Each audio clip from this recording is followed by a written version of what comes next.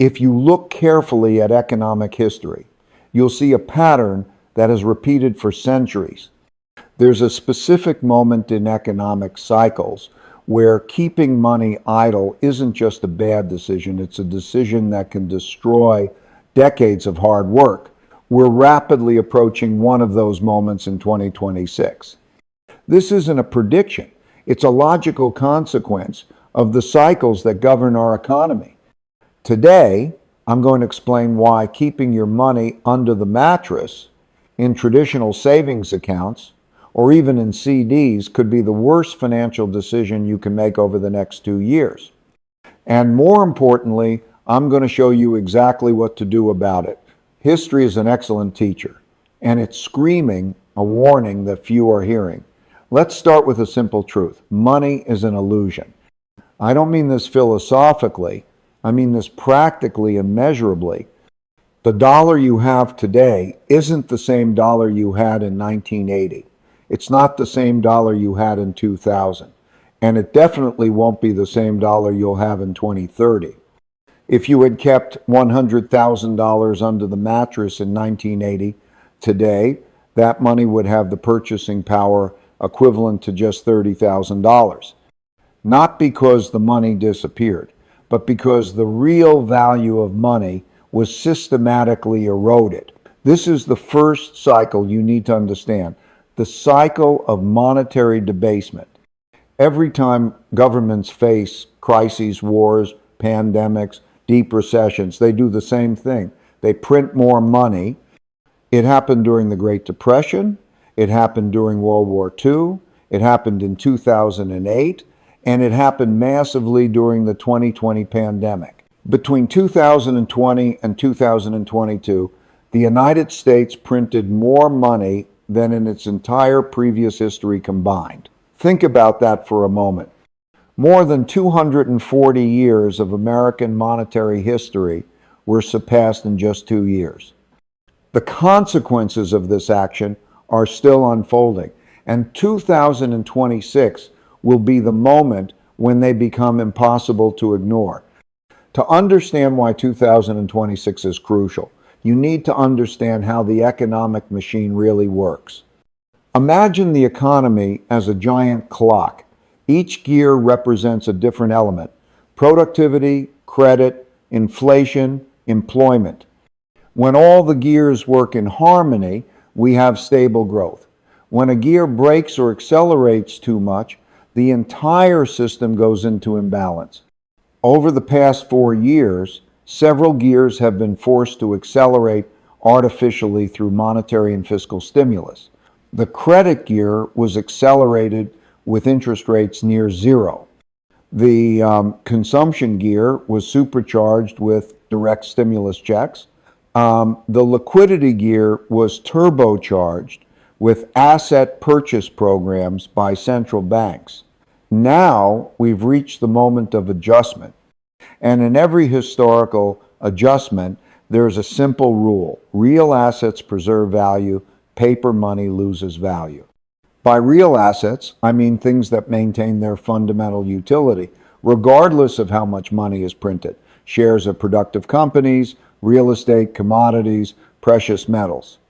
By paper money, I mean bank deposits, low-yield fixed income securities, and physical cash. The difference between these two categories is going to become brutal in the coming years. Let me explain inflation in a way you may have never thought about before. Inflation isn't just rising prices. Inflation is the systematic transfer of wealth from those who hold money to those who own assets. Here's how it works. When the government prints money, this new money doesn't magically appear in your bank account. It enters the system through the banking system and financial markets first. Those who are close to this source of new money, banks, large corporations, institutional investors, can use this money to buy assets before prices rise. Those who are far from this source, you salaried workers, retirees on fixed income, only feel the price increases without having had the opportunity to protect themselves. This process has a technical name, the Cantillon effect, named after economist Richard Cantillon, who identified it in the 18th century. But you don't need to know the technical name to understand the practical effect. When you keep money idle during inflationary periods, you're effectively donating your wealth to others. Now, let's look at concrete numbers for 2024 to 2026. Even with official inflation around 3 to 4%, real inflation, the one you feel at the grocery store, at the gas station, in rent is substantially higher. Housing has risen 25% in the last 3 years. Food has risen 20%. Energy has risen 30%. If you kept $100,000 idle during this period, you effectively lost $20,000 to $25,000 in purchasing power. And the worst is yet to come. If you understand incentives, you understand behavior. The incentives for 2026 are creating a perfect storm that will make it extremely expensive to keep money idle. First incentive, American national debt has surpassed $33 trillion and is growing exponentially. The service on this debt, just the interest, already consumes more than $1 trillion per year of the federal budget. This means that even without creating new programs, the government needs more and more money just to pay interest on what it already owes. How does the government get this money? By printing more dollars. Second incentive, the aging of the American population is creating unprecedented fiscal pressures. Every day, more than 10,000 Americans turn 65 and become eligible for Medicare and Social Security. This phenomenon will continue for the next 15 years. The result, mandatory spending that grows automatically, regardless of political will. Third incentive, geopolitical competition with China and Russia is forcing greater military and infrastructure spending. No matter which party is in power, these expenditures are considered essential for national security. Fourth incentive, the banking system is facing a silent crisis. Hundreds of regional banks are sitting on massive losses in their bond portfolios purchased when rates were low. When these losses become realized, and they will, the government will have to intervene again. All these incentives point in the same direction, more money printing. And the more money is printed, the less valuable becomes the money you have sitting idle. Let me tell you the story of two families during the 1,970 seconds, a period that shares many similarities with our current situation. The Martinez family and the Thompson family were neighbors in suburban Chicago. Both had savings of $50,000 in 1970, a substantial amount at the time. The Martinez family decided to keep the money safe in a savings account, earning 5% per year. It seemed like a good decision. After all, it was a solid return with no risk. The Thompson family, influenced by an uncle who understood economics, split the money between stocks, real estate, and precious metals. It seemed riskier. Fast forward to 1,980. The Martinez family had $81,000 in the account growth of 62% in 10 years. Sounds good, right? But here's the problem. Cumulative inflation for the period was 112%. This means the $81,000 in 1980 bought less than half of what the original $50,000 bought in 1970. The Martinez family worked for 10 years, lived below their means, saved money religiously, and became poorer. The Thompson family, their assets grew to $195,000 in the same period. They not only preserved their purchasing power, but tripled their real wealth. This isn't a made-up story. It's the typical pattern that repeats every time we enter prolonged inflationary cycles. Now, imagine a country going through a crisis of confidence in its currency. In the 920 seconds, the Weimar Republic in Germany faced exactly this situation. The government printed money to pay war reparations and finance internal spending. Initially, people who kept German marks in bank accounts thought they were being prudent. But as money printing accelerated, the mark lost value so rapidly that people needed wheelbarrows full of money to buy bread. Who was protected? Those who bought real assets, stocks, real estate, gold, even basic products like food and fuel. Who was destroyed? Those who maintained savings in marks.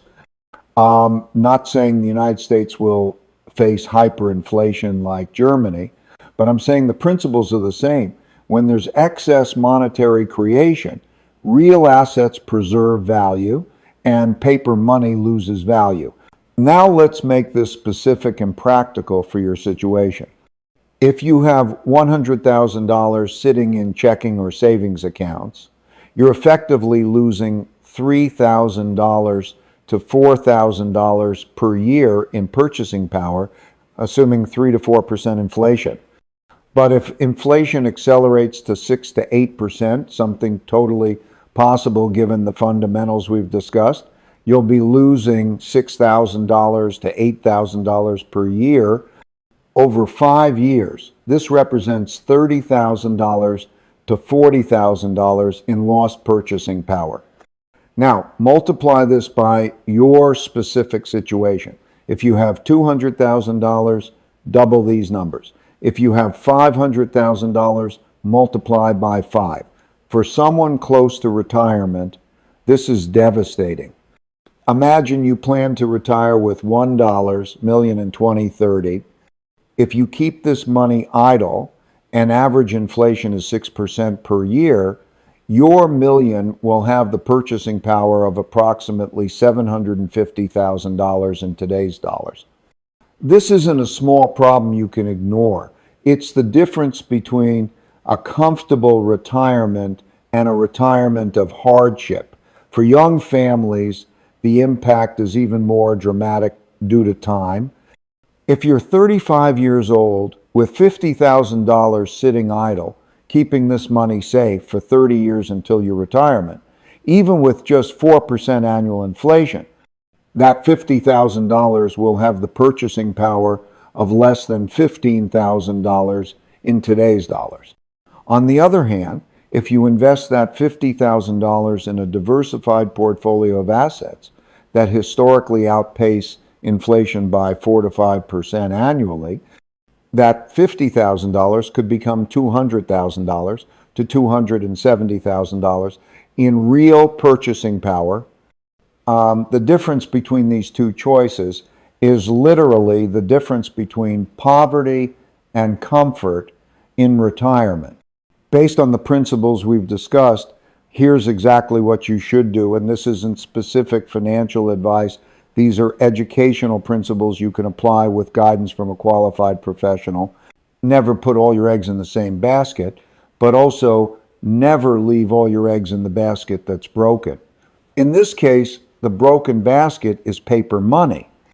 A basic inflation protection structure should include 40-50% in quality company stocks, especially those with pricing power, 20-30% in real estate assets like REITs or direct properties, 10-15% in commodities and precious metals, 5 to 10% in inflation index bonds, and 10-15% in cash for opportunities and emergencies. Notice that only 10-15% stays in cash, enough for emergencies and opportunities, but not so much that it gets destroyed by inflation. Not all assets are created equal during inflationary periods. The best protections are companies that can pass cost increases on to consumers without losing demand. Examples include essential consumer goods companies, utilities with index contracts, technology companies with closed ecosystems, real estate in prime locations. Avoid highly indebted companies, extreme commoditization companies, fixed income securities without inflation protection. Cycles change. What works today may not work tomorrow. Keep at least 15-20% of your portfolio in liquid assets that allow quick adjustments as conditions change. This can include diversified funds, liquid ETFs, or even cash during transition periods. You can't predict exactly when inflation will accelerate or decelerate. What you can do is position yourself appropriately for different scenarios. Implement your changes gradually over 6 to 12 months, not all at once. If you need the money in the next 2 to 3 years, maintain a conservative reserve even if it loses to inflation. Short-term volatility can be worse than inflation. If your horizon is 5+ years, you can take on more volatility risk in exchange for inflation protection. Markets evolve, cycles evolve, your situation evolves. Dedicate regular time to understanding how your choices are working and whether they still make sense. When implementing these strategies, there are common traps I see people fall into repeatedly. Many people get so worried about making the perfect choice that they make no choice at all. There's no perfect solution. There's only better or worse than keeping money idle. Doing something imperfect is better than doing nothing. Some people discover that gold protects against inflation and put everything in gold. Others discover that stocks historically outpace inflation and put everything in stocks. Remember, the goal isn't to maximize returns. It's to preserve and increase purchasing power with controlled risk. Some people say, I'll wait for the next market drop to invest, or I'll wait for inflation to come down to get out of cash. While you wait, inflation is eroding your purchasing power every day. Any strategy must consider tax implications and transaction costs. Sometimes the theoretically superior strategy becomes inferior after taxes and costs. Implementing a strategy is just the first step. Maintaining the correct percentages over time is equally important. If stocks rise a lot, they might represent more than 60% of your portfolio when you plan for 45%. It's time to rebalance. Since we can't predict the future with certainty, we need to prepare for different possible scenarios. The most likely scenario based on current fundamentals is persistent moderate inflation of 4 to 6% annually. In this case, a balanced diversification strategy offers good protection without excessive volatility. If geopolitical or fiscal pressures intensify, we could see higher inflation of 7 to 10% annually. In this scenario, greater allocation to commodities and real assets becomes crucial. Although less likely given fiscal fundamentals, a severe recession could temporarily create deflation. In this case, having some liquidity and flexibility to take advantage of opportunities is essential. This was the nightmare of the 1,970 seconds and could return. Stagflation, which is high inflation combined with low growth. In this scenario, assets that work well regardless of economic growth, like utilities, REITs, and precious metals, are especially valuable. The key is having a portfolio that works reasonably well in all these scenarios instead of betting everything on a single outcome. Now that you understand the principles, how do you implement them in practice? Do a complete inventory of where your money is today. How much is in checking and savings accounts? How much is in CDs or low yield bonds? How much is in investments? How much is in real estate? What's your time horizon for each part based on your risk profile, time horizon, and objectives? Define your target allocation. What percentage should be in each asset class? What's your minimum emergency reserve? What specific products make sense for your situation? Don't change everything at once. Implement changes gradually. Transfer 25% per month from poorly allocated assets. This reduces timing risk and allows adjustments based on new information. Monitor how the